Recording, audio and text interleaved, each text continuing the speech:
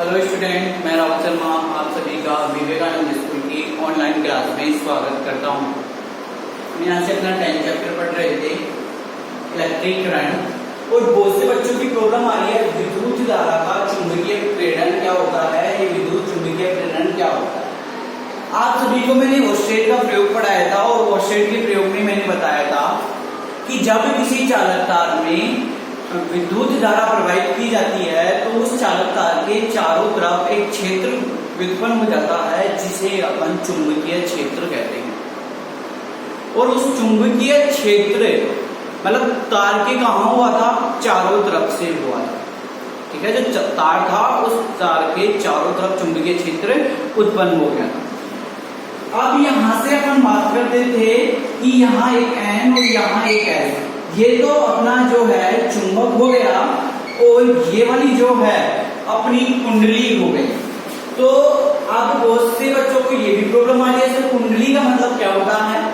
तो यदि अपन एक तार लेते हैं, चालक तार जिसमें विद्युत धारा आसानी से प्रवाहित होती है, जैसे एल्युमिनियम का तार, ठीक है, यदि उस तार को राउंडेड कर देते हैं, ऐसे घुमा देते हैं, तो जो वो घुमाया हुआ जो तार है, वो जो संरचना बनी है, उसी को अपन कुंडली कह देते हैं।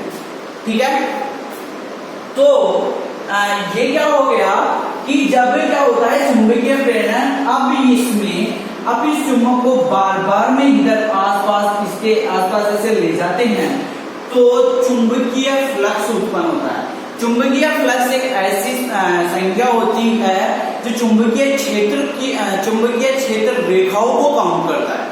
क्या करता है, चुंबकीय क्षेत्र रेखाओं को काउंट करता है। मैंने आप सभी को बताया था कि क्या होता है कि नॉर्थ पोल से चुंबकीय क्षेत्र रेखाएं निकलती हैं और साउथ पोल में सभी चुंबकीय क्षेत्र रेखाएं एंटर करती हैं।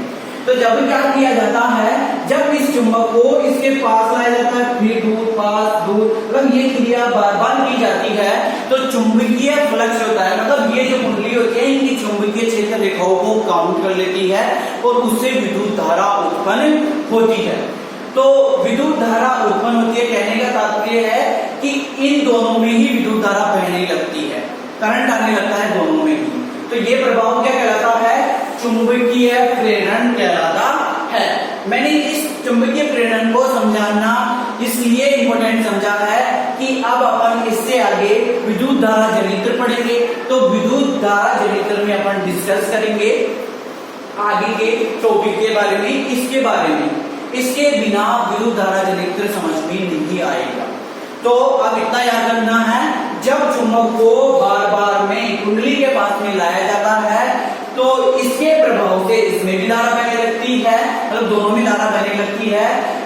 जैसे ही इसमें धारा बहने की क्रिया ही चुंबकीय प्रेरण कहलाती है, मतलब चुंबक के कारण इसमें भी धारा उत्पन्न हो गई। तो अब देखिए, मैं आगे का जो टॉपिक बता रहा हूं आपको, विद्युत धारा जनित्र। अब विद्युत धारा जनित्र क्या होगा,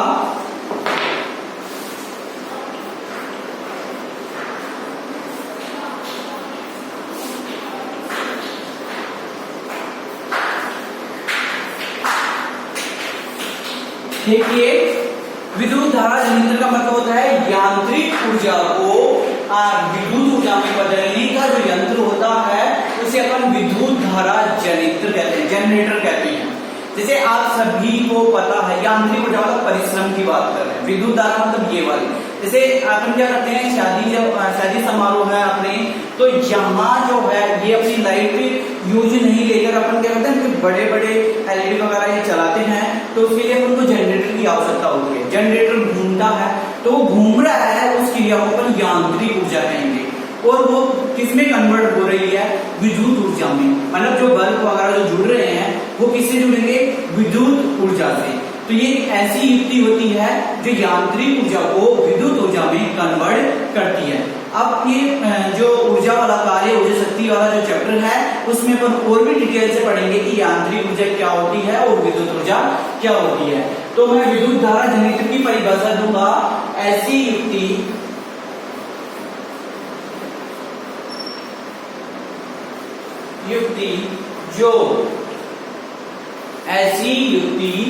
जो यांत्रिक ऊर्जा को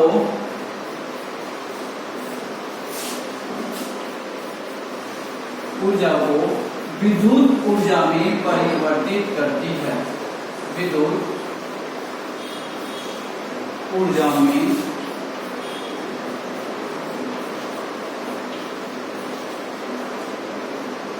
परिवर्तित करती है। ठीक है, तो ये क्या हो गया, विद्युत धारा जनित्र। अब अपने पास दो प्रकार के विद्युत धारा जनित्र होंगे। एक तो होगा प्रत्यावर्ती धारा, प्रत्यावर्ती धारा, ठीक है, जिसको अपन बोलते हैं एसी। और एक दूसरे की बात करेंगे अपन डिस्ट्री धारा, जिसे अपन बोलते हैं डीसी। तो देखिए, प्रत्यावर्ती धारा और डिस्ट्री धारा कह सकते हैं कि जो अपने घरों में जो ऊर्जा, जो विद्युत आ रही है, उसको अपन ने प्रत्यावर्ती धारा का नाम दे दिया। और जो बैटरियों में जो संचित जो ऊर्जा है, उसको अपन डिस्ट्री धारा के नाम से नाम दे दिया गया। अब कौन सी खतरनाक होती है, कौन सी किस काम आती है, वो अपन आगे इनकी जब विस्तार से पढ़ रहे हैं तब अपन बात करेंगे। मैं यहां से पहली वाली लेता हूं, एसी वाला। एसी का मतलब वो ठंड देने वाली एसी मत समझ लेना, ठीक है। प्रत्यावर्ती धारा जो अपने घरों में जो लाइटें आ रही है, उनको अपन प्रत्यावर्ती धारा कहते हैं। देखिए, एक युक्ति मतलब एक अपन डायग्राम बनाएंगे। इस डायग्राम के आधार पर अपन समझेंगे किस प्रकार इसको एसी नाम दिया गया और किस प्रकार इसको डीसी नाम दिया गया।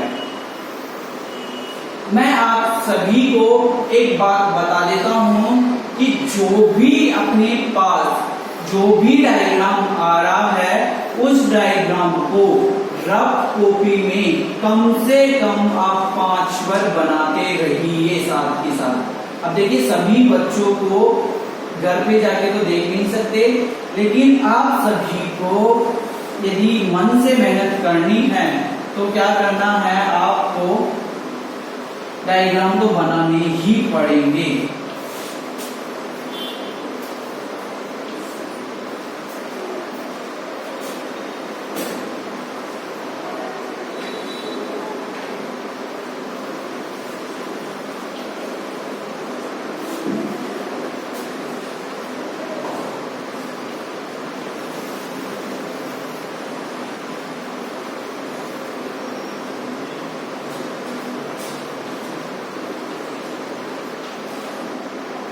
अब देखिए, ये क्या होता है कि ये एसी का डायग्राम है, मतलब प्रत्यावर्ती धारा जनित्र का डायग्राम है। तो देखिए, ये अपने दो चुंबक है, ठीक है। ये साउथ वाला पोल मान लीजिए, ये नॉर्थ वाला पोल मान लीजिए, ठीक है। तो ये क्या है, अपने पास दोनों जो बोलते हैं दोनों चुंबक है।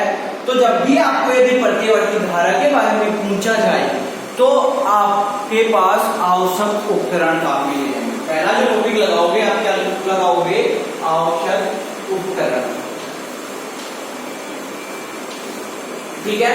आवश्यक उपकरण में आप क्या लिखोगे, दो तो अपन को चुंबक की आवश्यकता होती है, एक जो होता है कुंडली की आवश्यकता होती है। कुंडली की बात करते हैं, ये वलय होगी, ये ब्रश हो गई, और ये वायर हो गया, और एक बल्ब हो गया। बल्ब को इस तरीके से प्रदर्शित किया अपन ने, ठीक है ना। तो इनकी जरूरत पड़ती है, ये आवश्यक उपकरण हो गए। फिर कार्य विधि की बात करते हैं। तो देखिए, कार्य विधि में अपन ने क्या बोला कि जो विद्युत धारा जनित्र जो होता है, वो क्या करता है कि यांत्रिक ऊर्जा को विद्युत ऊर्जा में कन्वर्ट करता है। क्या करेगा, यांत्रिक जो ऊर्जा है, उस यांत्रिक ऊर्जा को विद्युत ऊर्जा में कन्वर्ट करता है। तो यहां से क्या कर रहे हैं, ये एक बीच में से अपन ने सपोर्ट दिया है इस कुंडली को घुमाने के लिए। तो मैं क्या करूंगा, अब देखिए, इससे पहले मैं आपको दो चीजें और बता देता हूं कि बहुत से बच्चों की ये प्रॉब्लम है। जैसे दक्षिणावर्त क्या होता है और वामावर्त क्या होता है। देखिए, ये आपने सभी ने घड़ी तो देखी ही होगी, ठीक है। यदि कोई भी, चाहे वो कोई भी यंत्र हो, कोई भी युक्ति हो, यदि वो इधर की साइड घूम रही है, उत्तर से, ये उत्तर हो गया, ये दक्षिण हो गया, ये पूर्व हो गया, पश्चिम हो गया। यदि कोई भी युक्ति उत्तर से दक्षिण की तरफ घूम रही है तो उसे दक्षिणावर्त कहेंगे। और यदि कोई भी युक्ति दक्षिण से जैसे यहाँ से उत्तर से इधर की साइड घूम रही है, पश्चिम की साइड घूम रही है तो इसे वामावर्त कहेंगे। कह सकते हैं कि इसे क्लॉकवाइज भी कहते हैं और इसे एंटी क्लॉकवाइज भी कहते हैं। मतलब यदि घड़ी की दिशा में घूमता है तो उसे दक्षिणावर्त कहेंगे और घड़ी की विपरीत दिशा में घूमता है तो उसे अपन वामावर्त कहेंगे। तो क्या हुआ कि जब मैंने इस यांत्रिक ऊर्जा देना प्रारंभ किया, मतलब जैसे जनरेटर क्या किसकी वजह से घूमता था, ट्रैक्टर की वजह से, ठीक है, या जो भी है इंजन वगैरह जो भी आता था, ठीक है, उसकी वजह से घूमता था। तो यहां भी क्या हो रहा है कि मैं इसको पकड़ता हूं, ठीक है, जो यंत्र लगाया है, और इसको पहले मैं दक्षिणावर्त घुमाता हूं। क्या करूंगा, दक्षिणावर्त। अब देखिए ये जो यंत्र इसलिए लगाया है ताकि ये जो कुंडली है ना, ये इसको ज्वाइन करके ये भी इसके साथ घूम सके। तो मैंने इसको इधर की साइड घुमाया है, दक्षिणावर्त घुमाया है। जैसे ही मैंने दक्षिणावर्त घुमाया है ना, तो ये पूरी कुंडली भी क्या होगी, घूमेगी। क्या होगी, पूरी कुंडली भी घूमेगी। मान लिया जाए कि क्या है,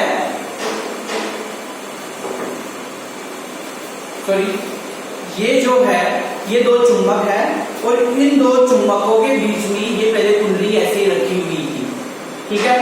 अब मैं इस कुंडली को क्या कर रहा हूं, दक्षिणावर्त घुमा रहा हूं, मतलब इस तरीके से घुमाऊंगा, दक्षिणावर्त घूमेगा। तो इस तरीके से यदि घूमेगा तो क्या हो गया कि एक बार कुंडली तो क्या होगी, इसके लंबवत आ जाएगी ऐसे, ठीक है, और एक बार कुंडली कैसे हो जाएगी, इसके अनुप्रस्थ हो जाएगी।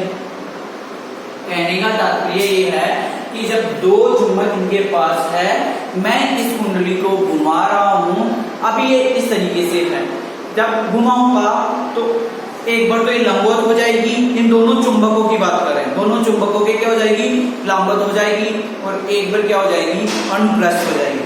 जैसे एक बार लंबवत और एक बार अनुप्रस्थ होती है तो इनकी चुंबकीय क्षेत्र रेखाओं की वजह से इस कुंडली में धारा उत्पन्न हो जाती है, धारा प्रवाहित होने लगती है। क्या किया, कार्य विधि लिख रहे हैं। जब कुंडली को दक्षिणावर्त घुमाया जाता है तो कुंडली एक बार चुंबकों के एक बार लंबवत और एक बार अनुप्रस्थ होती है। जब प्रथम आधे चक्र में, जब ये लंबवत रहेगी तब की बात कर रहे हैं, प्रथम आधे चक्र में धारा की दिशा दक्षिणावर्त, मतलब अब इसमें धारा इस तरीके से बहने लगेगी, ठीक है। अब धारा क्या किस तरीके से बहने लगेगी, इस तरीके से बहने लगेगी, मतलब A B C D B1 से B2 की ओर बहने लगेगी, ठीक है।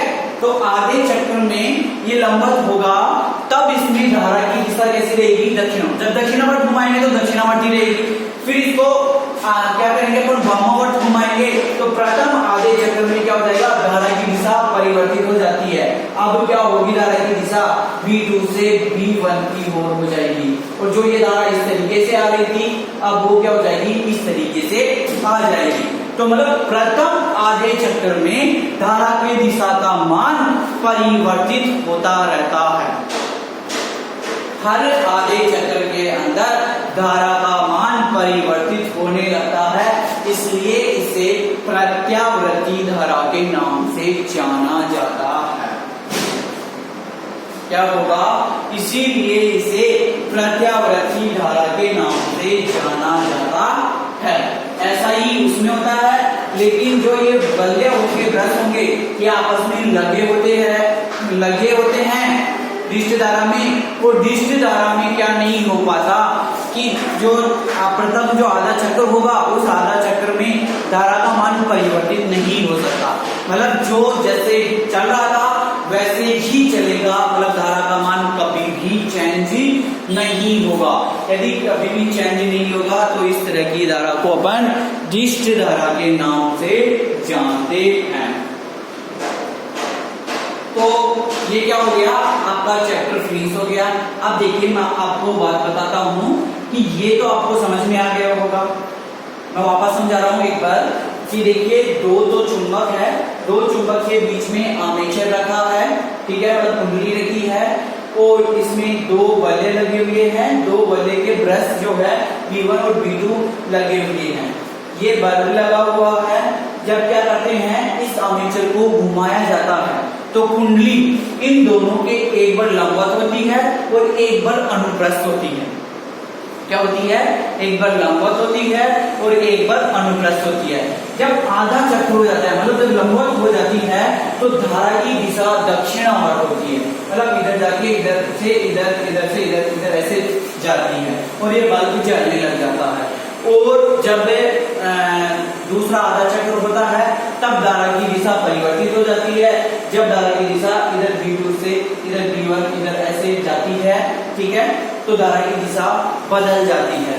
तो क्या होगा कि मतलब प्रत्येक आधे चक्र के अंदर धारा का मान बदलता रहता है, इसलिए इसे प्रत्यावर्ती धारा के नाम से जाना जाता है। ठीक है, इसलिए इसे किसके नाम से जाना जाएगा? प्रत्यावर्ती धारा के नाम से जाना जाता है।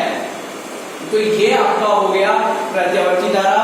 और ये जो चक्र ये घूमता है 10 सेकंड में 50 बार परिवर्तित होती है अपनी धारा। जैसे अपन तो कहते हैं कि ये लाइट जल रही है, लेकिन ये लाइट जलती नहीं है। 1 सेकंड में लगभग बात करते हैं 8 से 10 बार, 1 सेकंड में 8 से 10 बार बंद होती है और जलती है, बंद होती है, जलती है। इसलिए अपन को इनमें अंतर ही नहीं कर पाते, अपनी आंखों में इतनी क्षमता नहीं होती है कि हम इनमें अंतर कर पाए। तो क्या हो गया, तो जब ये बंद होती है, जब चालू होती है, बंद होती है, चालू होती है, तो ये ऐसे अपन को जलती हुई प्रतीत होती है। ठीक है, तो ये तो हो गया प्रत्यावर्ती धारा। और प्रत्यावर्ती धारा जो है इसका उल्टा दूसरा होगा दृश्य धारा। उसमें धारा क्या नहीं होती? परिवर्तित नहीं होती। जैसी शुरुआत में जो धारा थी वैसी ही रहेगी। यदि वो समझ में नहीं आए तो उसको अपन अगले वीडियो में देख लेंगे। अब लेकिन पहले तो अपन इनके सभी के क्वेश्चन आंसर करेंगे। तो जितने भी न्यूमेरिकल है पहले कल वो न्यूमेरिकल करेंगे, किताब लेके आएंगे अपन यहाँ, किताब से न्यूमेरिकल करेंगे। आप सभी के पास उपस्थित रहनी चाहिए किताब नेक्स्ट वीडियो के लिए। और फिर अपन जो भी न्यूमेरिकल है वो एक वीडियो में फिनिश कर लेंगे, फिर अपने अगले चैप्टर की तरफ बढ़ेंगे। धन्यवाद।